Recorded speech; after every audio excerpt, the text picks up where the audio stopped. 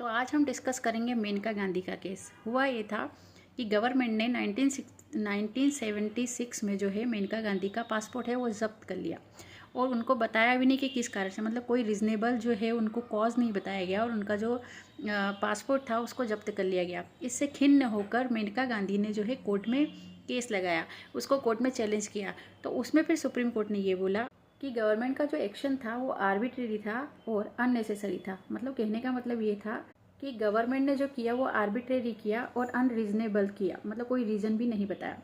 इसके बाद कोर्ट ने बोला कि आप अगर जो भी कुछ करते हैं, मतलब आर्टिकल 21 के अंदर दी गई जो फ्रीडम्स है, अगर आप उसको कर्टेल करते हो, वायलेट करते हो, तो आपको सिर्फ आर्टिकल 14 में बताया due procedure of law he follow नहीं करना पड़ता, लेकिन आपको करना पड़ता है जस्ट एंड फेयर जो प्रोसीजर है उसको भी फॉलो करना पड़ता है।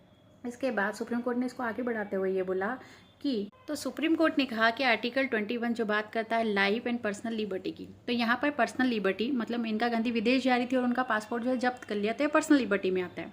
तो आप अगर किसी की पर्सनल लिबर्टी को जो है कटेन करते हो या उसको वायलेट करते हो या उसको डिप्राइव करते हो अपनी पर्सनल लिबर्टी से, तो आपको जस्ट एंड फेयर प्रोसीजर जो है वो आपको अपनानी पड़ेगी। सिर्फ जो law due process of law ही नहीं अपनाना पड़ती, जो कि इनिशियली काय में दिया है, आर्टिकल 14 में दिया है। आगे ही आर्टिकल 14 को जो है लिंक करते हुए जो सुप्रीम कोर्ट ने बोला है कि आर्टिकल 19 जो फ्रीडम ऑफ स्पीच देता है, आपको अभिव्यक्ति की आज़ादी देता है, और आर्टिकल 21 ऑफ इंडियन कॉन्स्टिट्यूशन, तो इन तीनों को मिलाकर उन्होंने एक कॉन्सेप्ट है, एक डॉक्ट्रिन दिया जिसको बोलते हैं गोल्डन ट्रायंगल।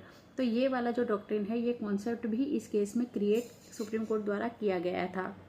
तो ये जो मेनका गांधी में दिया गया डिसीजन था सुप्रीम कोर्ट के द्वारा, ये एक क्रूशियल चेक था गवर्नमेंट के आर्बिट्रेरी पावर का।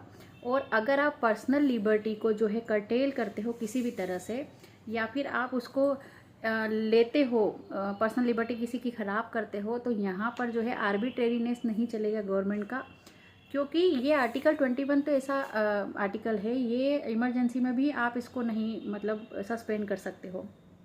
तो यहाँ पर पर्सनल लिबर्टी जो कि आर्टिकल 21 में बात हुई थी, article 14 that is equality, article 9 freedom of speech का गोल्डन ट्रायंगल प्रिंसिपल दिया, वहीं पर ये क्रूशियल चेक था गवर्नमेंट के आर्बिट्रेरी पावर का।